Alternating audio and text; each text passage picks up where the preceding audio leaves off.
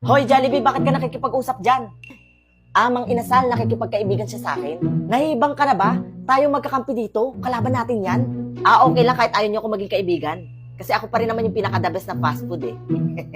Ako pa rin ang the best kasi only rice ako. Ako pa rin ang hinahanap at pinaka-favorite nila. Kasi sa Jollibee, bida ang saya. Pero real talk, ayoko sa inihaw na manok. Ha? Ako pa rin ang kakampi mo dito. Alam mo, Jollibee, hindi naman talaga masarap yung inihaw na manok, di ba? Oo, pritong manok lang ang masarap, fried chicken. Tayo lang ang masarap, di ba? Omsim!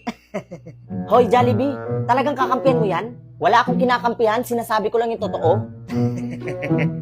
Isusumbong kita? Nagre-rebelde ka? Di magsumbong ka? Chowking! Oh, ano bang nangyayaring kaguluhan dito? Huwag na kayo mag-away-away. Babase na lang tayo sa sasabihin ng tao. Okay guys, para sa inyo, saan ba mas masarap kumain?